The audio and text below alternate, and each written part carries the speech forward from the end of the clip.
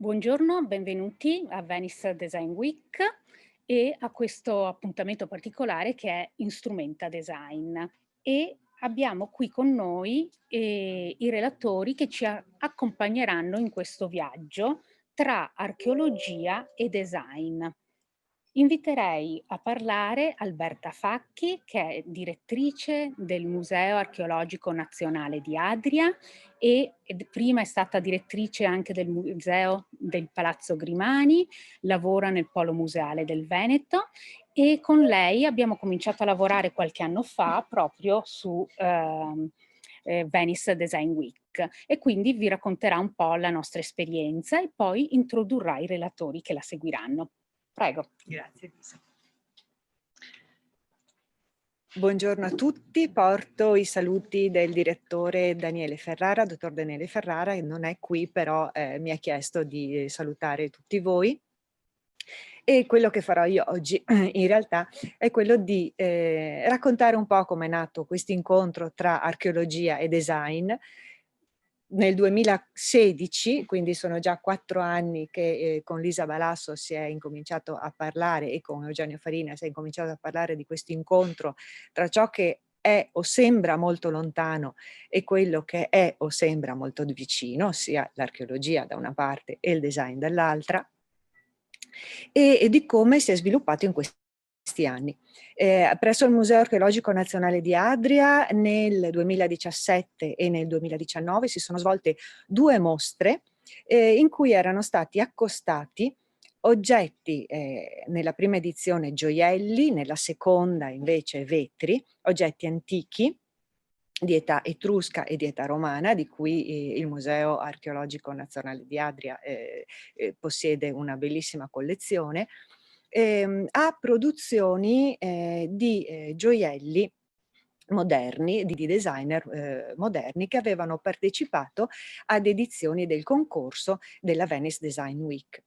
Da lì però è incominciato a nascere non soltanto un tipo di ragionamento su perché mettiamo questo oggetto vicino a quell'altro nell'esposizione della mostra, ma è cominciato con Lisa e con Eugenio a nascere un ragionamento un po' più ampio, che un po' porta alla domanda: dov'è il punto d'incontro tra chi si occupa di oggetti e di rapporto tra uomini e oggetti, tra uomini e cose nell'antichità, dov'è il punto d'incontro con chi si occupa di oggetti e del rapporto tra uomini e oggetti adesso nel contemporaneo, quindi i designer e gli studiosi di design.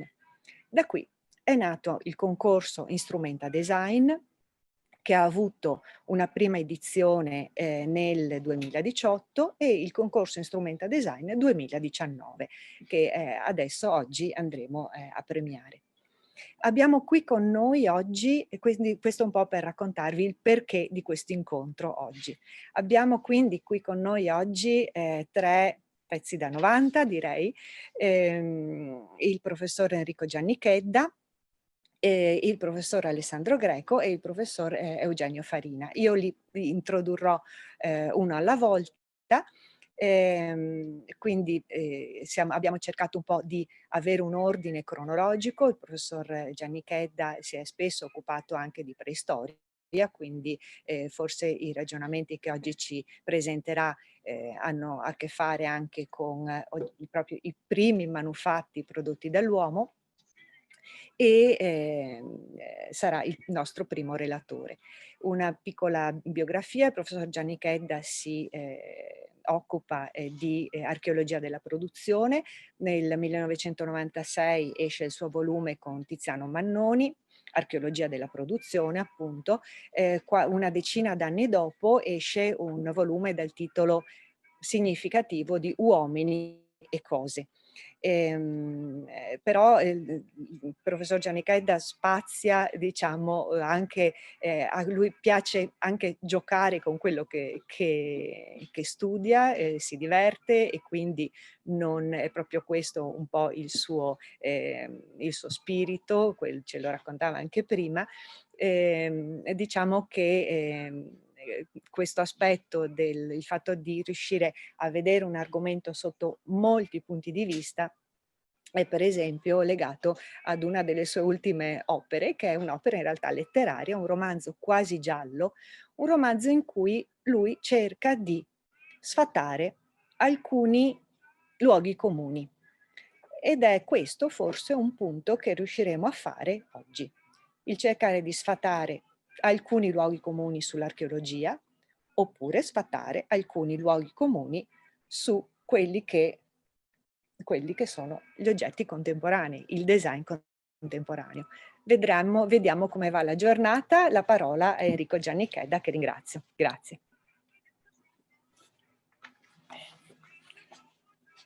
Buonasera, ringrazio ovviamente per l'invito, ringrazio Alberta Facchi per le belle, esagerate parole di introduzione alle cose di cui mi occupo, e nel momento in cui parte il PowerPoint inizio ad accennarne. L'argomento principale, diciamo, fra i miei interessi è certamente l'archeologia della produzione, che non è proprio solo le tecniche produttive, ma va un po' oltre, e quindi ho pensato di intitolare questa chiacchierata Progetto e prodotto, dal progetto al prodotto. Che cos'è l'archeologia della produzione? L'archeologia della produzione è, se vogliamo, semplicemente come si facevano le cose e perché. È uno studio relativamente facile, perché abbiamo i manufatti a disposizione, sono attività ripetute e ripetibili, di cui sul territorio gli archeologi trovano spesso tracce molto diffuse, frequenti, anche facili da riconoscere, ed esistono dei vincoli materiali, oggettivi. Ad esempio, se si vuole lavorare, produrre ceramica, bisogna raggiungere una determinata temperatura, questo è sicuro, è incontestabile, e quindi abbiamo dei punti fermi nel nostro procedere. Tutta una serie di riscontri oggettivi ci aiutano in questo lavoro. I riscontri oggettivi quali sono? Dipendono dall'archeologia stessa, le ricerche quindi di altri, ma dipendono da ricerche etnoarcheologiche, dall'archeologia sperimentale, dalle analisi chimico-fisiche, quindi l'archeometria, e anche da fonti extraarcheologiche.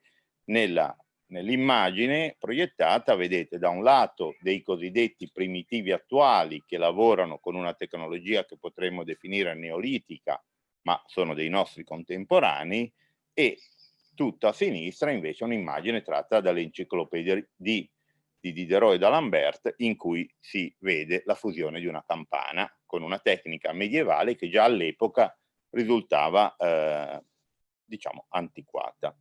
La prossima. Qual è la posta in gioco che l'archeologia della produzione prova ad affrontare? Io credo che la posta in gioco sia duplice. È sì la nascita, la storia, lo sviluppo delle società complesse, anche il nostro stesso futuro, se vogliamo, e quindi una posta tutta storica, ma dal punto di vista antropologico è ragionare del rapporto degli uomini con le cose. Ci sono delle categorie di manufatti che da migliaia di anni accompagnano gli uomini e le donne, ovviamente, nel vivere sociale. Penso al vasellame da mensa, penso al pentolame, penso a tutta una serie di oggetti anche molto semplici. La prossima. La posta in gioco tiene conto, a partire dai manufatti che vediamo nella slide in alto, classificati in maniera molto schematica, si va dalle costruzioni ai documenti, sono tutti i manufatti, gli utensili, gli ornamenti, l'arte, a che cosa ne possiamo dedurre da archeologi. Possiamo trarre delle informazioni sui comportamenti, ciò che gli uomini del passato facevano con quegli oggetti, e queste informazioni le possiamo dedurre con relativa sicurezza, perché per esempio l'archeologia sperimentale ci consente di vedere se quel determinato reperto funzionava o no come pentola, come acciarino, come coltello, e quindi abbiamo dei riscontri. Ma dai manufatti possiamo trarre informazioni anche relativamente ai significati, a ciò che le persone pensavano di quegli oggetti e dell'uso nella collettività di quegli oggetti. Ovviamente è un compito questo più difficile, perché non abbiamo riscontri oggettivi, quello che per taluni può sembrare elegante, per altri può sembrare disgustoso, a seconda dei periodi cambia il sistema di intesa, cambia la percezione del mondo. Queste tre cose, manufatti, comportamenti, significati, lo schema ci suggerisce che si tengono fra loro, sono strettamente in relazione fra loro. La prossima è la storia della cultura materiale, lavora proprio a capire questi aspetti, aspetti culturali, le idee, i valori, aspetti tecnici, quelli più facili, aspetti organizzativi. L'archeologia della produzione non è però l'unico ambito da tenere presente, perché ovviamente non ha senso parlare di produzione senza tener conto degli scambi, dell'archeologia del consumo e addirittura dell'archeologia degli scarti, dei rifiuti e del riciclo, fenomeni che nelle diverse società si articolano in maniera molto talvolta differenziata. La prossima. Arriviamo a una figura che secondo me rende, avrei potuto forse usare soltanto questa figura per riassumere tutto quello che tento di suggerire. È tratta da un libro di un archeologo inglese, Archeologia analitica, di David Clark, e rappresenta due individui, non se ne vede il sesso, non dobbiamo necessariamente pensarli uomini, due individui che hanno, ognuno al di sopra della propria testa, un'idea da cui scaturisce un progetto e a seguire realizzano il manufatto, ma non lo realizzano mai da soli. La figura sarebbe ancora migliore, meno nitida, se avessero sullo sfondo la famiglia, i vicini di casa, la società, tutti quelli che li guardano e forse li giudicano per come lavorano e per cosa producono. La produzione evidentemente è un atto sociale, non è un atto puramente tecnico. Non mi interessa da archeologo della produzione calcolare quanti giri di tornio si faceva in età del ferro e nell'età medievale. I giri del tornio saranno stati funzionali alla realizzazione dell'oggetto, mi interessa capire quell'oggetto perché era fatto in quel modo e cosa serviva e cosa significava. Nel ragionare di tutto questo, credo che un passaggio di cui abbiamo iniziato a occuparci in anni relativamente recenti e che è particolarmente importante è relativo alla trasmissione del sapere tecnico. Come il sapere tecnico passa da una generazione alla successiva o come passa talvolta, che ne so, dagli arabi agli occidentali o dagli occidentali agli arabi, tra conquistatori e conquistati. Le situazioni sono numerosissime e mutevolissime. La figura, una foto scattata in Papua Nuova Guinea, che assomiglia un po' alla precedente, a quel bianco e nero che abbiamo visto, però ci dice che cosa? Che il padre sta insegnando al figlio a levigare un'ascia con una tecnica che potremmo definire neolitica. C'è la pozzanghera per ridurre gli attriti, c'è la pietra su cui sfregare l'ascia e così via.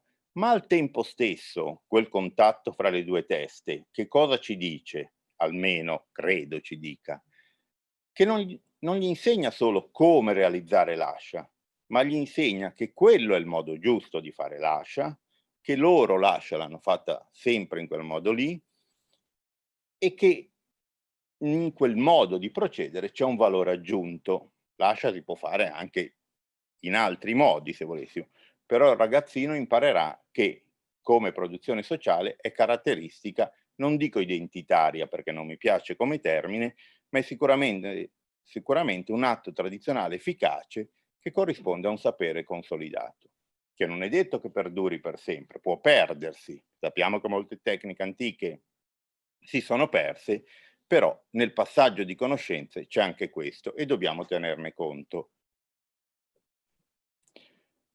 Dobbiamo tenerne conto perché fra progetto e prodotto la domanda che ne scaturisce è: dove sta il sapere? Il sapere è nella testa o nella mano? nel pensiero o nell'azione. Quella immagine tratta da una prima pagina di Repubblica di ormai un decennio e forse più fa, ci racconta un fatto su cui non posso dilungarmi, ma il trapianto di una mano da un individuo a un altro, ovviamente da un defunto, a un altro per ragioni chirurgiche.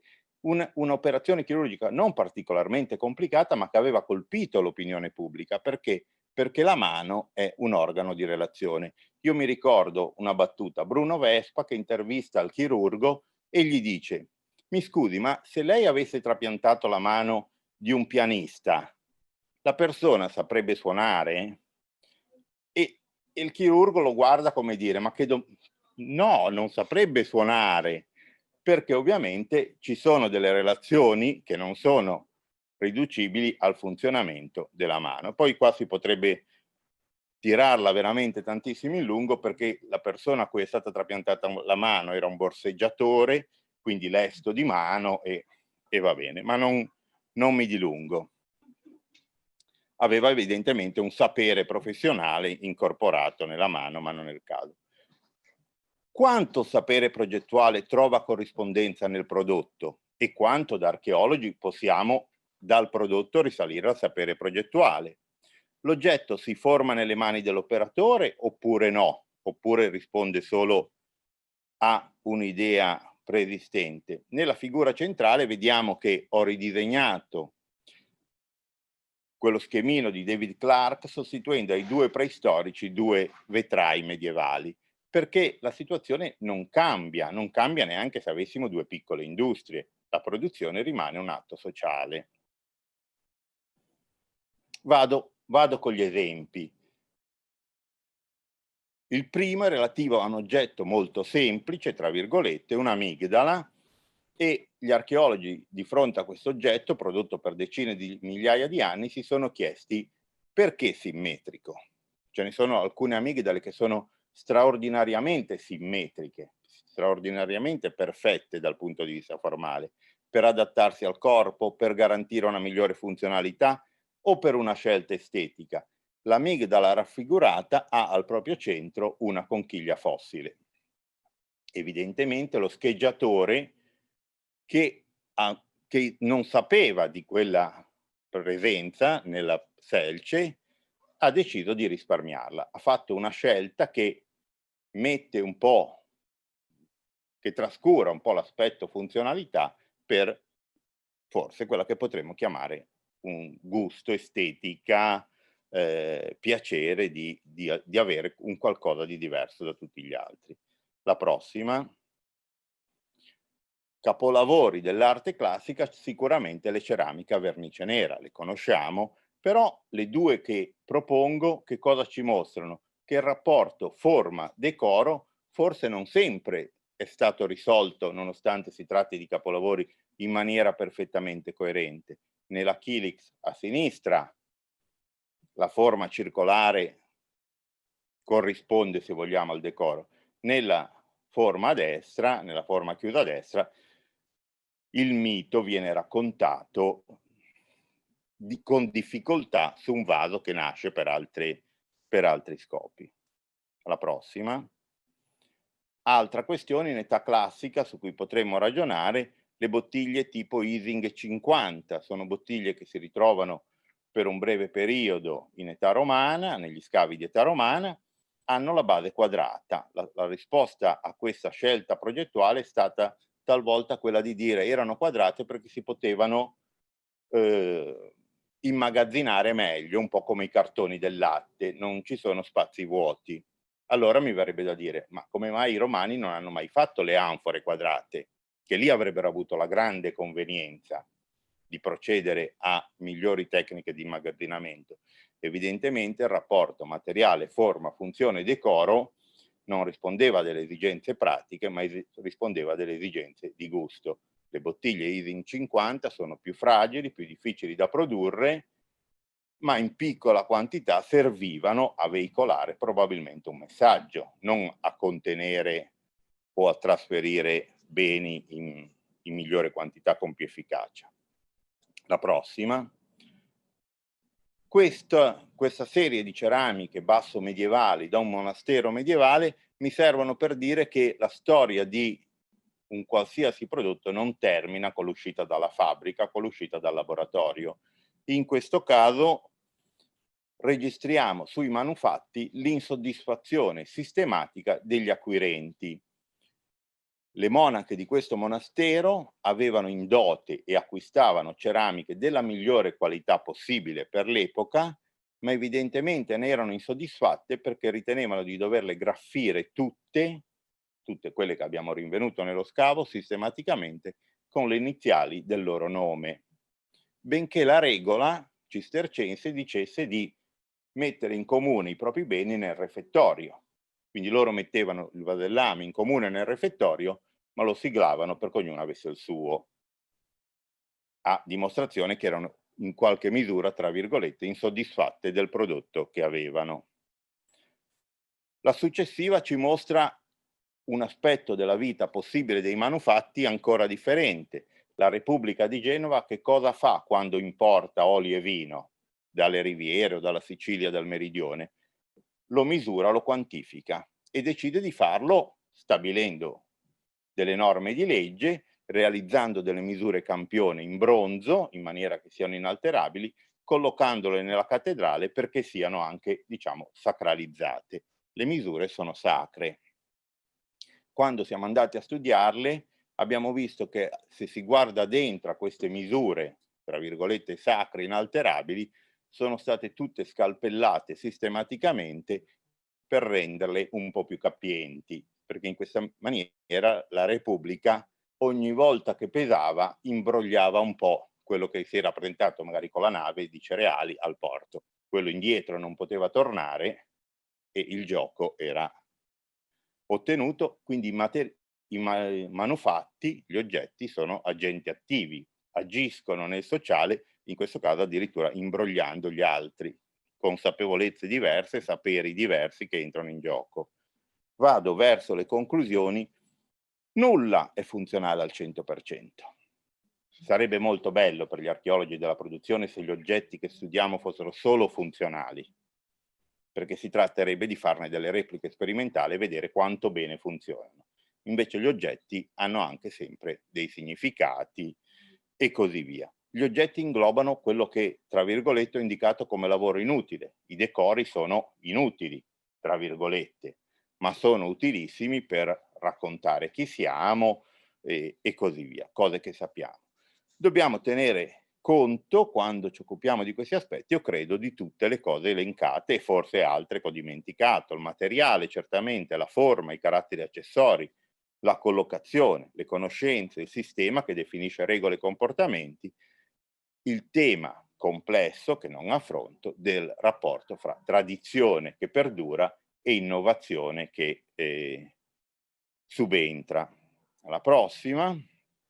L'obiettivo ultimo è quello di fare la storia del mutevole rapporto fra uomini e cose e la storia delle relazioni fra gli uomini in relazione alle cose, perché non mi interessa solo come ci rapportiamo agli oggetti, ma anche come questi oggetti ci consentono di interagire fra uomini, donne e così via, in una prospettiva che è al tempo stesso storica, quando la dipaniamo nella durata del tempo, con fenomeni di breve, media, lunga durata, e in una chiave tecnoantropologica, quando riconosciamo dei fenomeni ricorrenti che in periodi diversi magari avvengono in forme magari relativamente simili. Chiudo l'ultima figura con una citazione colta. Spero di essere stato chiaro in quello che ho raccontato, ma questa citazione di Italo Calvino credo renda perfettamente l'idea. È tratta dalle città invisibili e Marco Polo e Kublai Khan ragionano della costruzione di un ponte e non sono d'accordo su qual è l'elemento chiave del ponte, se le pietre, direbbe un archeologo della produzione, o un archeologo teorico forse direbbe è il disegno del ponte, l'idea del ponte, quella che conta più delle pietre. Si può ragionare fra progetto e prodotto, credo che Calvino renda bene il problema. Grazie. Grazie.